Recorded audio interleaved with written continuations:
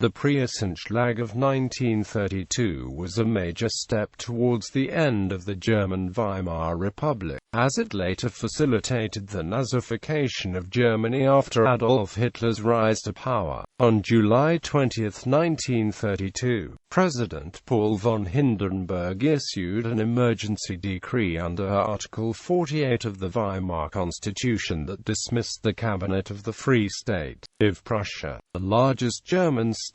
The pretext for this measure was violent unrest that was occurring in some areas of Prussia and the alleged inability of the Prussian government to handle the matter. The main trigger was the Altonaer Blutsonntag, a shootout between demonstrators and communists in Altona on 17 July 1932, which claimed 18 lives. It is more likely, however, that the Prussian government, headed by Minister-President Otto Braun, with authority over the powerful Prussian police force, was simply one of the last major forces standing in the way of Chancellor Franz von Papen's plans for nationalist rule. The move was facilitated by the unstable situation of the Prussian government. The center-left coalition of the Social Democrats, Centre Party and Liberal German Democratic Party, which had ruled Prussia without interruption since 1918, had lost its majority in the recent elections to the Prussian Landtag. However, a provision in the Prussian constitution stipulated that a government could only be removed from office if a prospective successor also had a majority.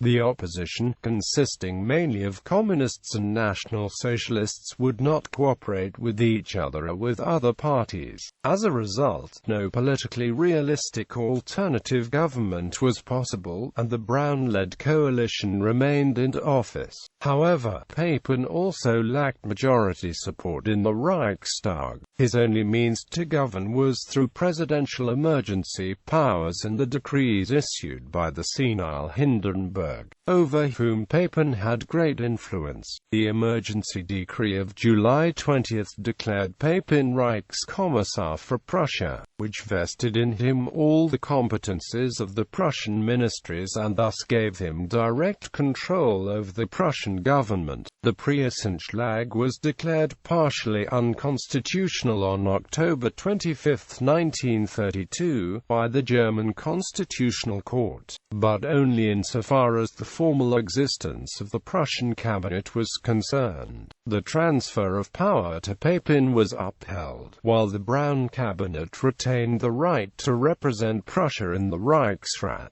Prussia remained under direct administration of the federal government until April 1933, when the Prussian parliament, now controlled by the Nazis, elected Hermann Göring as minister-president. However, under Hitler's rule, German states were stripped of all genuine powers and were reduced to mere provinces, so Göring's post was largely ceremonial. The state of Prussia was finally dissolved by the Allies after the end of World War II.